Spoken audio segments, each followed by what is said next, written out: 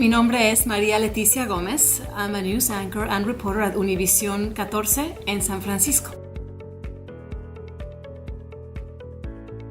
I studied French literature and sociology as an undergraduate at the University of Maryland.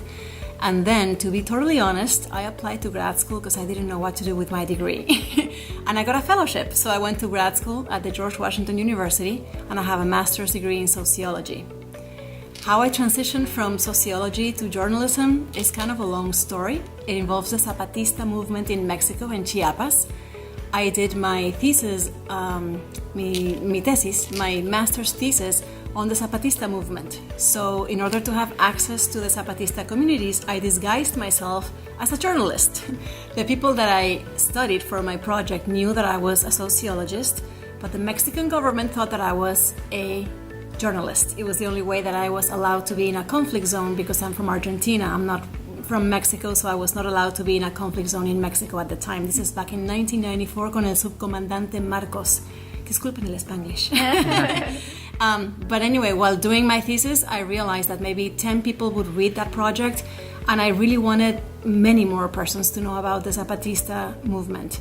And that's what led me to pursue a career in journalism. It was very difficult to get my first job because I didn't know anyone in the industry other than I had been an intern at Univisión Mexico as a sociologist. But it was hard to land the job, but I know that everything in humanities, whether it be sociology, psychology, political science, any major in the humanities can be a segue to journalism.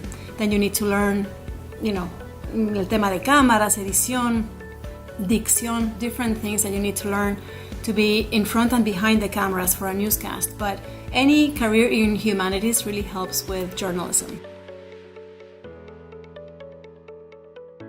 Mentorship is critical for anyone's success, from high school onward, I'd say, and actually from an earlier life with your family and friends. I came to the States when I was 13 years old, and I did not speak a single word of English.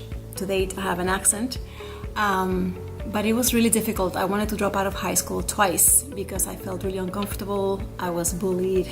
This is back in Maryland in the 80s. And I think my parents' mentorship and some teachers with whom I'm still in touch, my ESL teachers, English for, in Maryland it's called ESOL, English for Speakers of Other Languages. They really helped me to stay in high school and actually get a scholarship to go to Maryland. It was their mentorship that led me to go to college, as well as my parents, but they guided me to find scholarships because I really didn't have the money to pay for it, neither the undergrad nor the grad school money. So thanks to all those mentors, I landed scholarships that allowed me to cover the whole cost of my education, and I'm lucky to have graduated from a master's degree without having a debt. Very, very important to look for mentors. I think the first question is, can you please help me? And we're all afraid of asking for help at one point or another, but believe me, you're going to be really angry at yourself if you don't ask. What can you get? A no, I don't have time. No, I don't want to help you. A no is better than a, oh my God, I wish I had asked. So ask for help from anyone. The persons that you think are most unapproachable sometimes are shy themselves, or they don't want to be like a stand of like, oh, check me out, you can come and talk to me. No, reach out, establish a dialogue, a communication, and pretty much anyone can be a mentor and help you out if you reach out to them. It's not just, I'm here to help, it's, hey, do you need my help? Because I'm available, but let me know. What advice do you have for college students? My advice is to make sure you accomplish your goals. It may not be a 4-year path like it's meant to be, quote unquote. Sometimes we have to take a step sideways, a couple step backs. What matters is that you stay on track and you get there. Como dice la canción, no hay que llegar primero, sino hay que saber llegar. What matters is to graduate and to get the degree. It doesn't matter how long it takes you, because maybe you have to help at home to bring food to the table. Maybe you have to work part-time to pay for your books or your housing.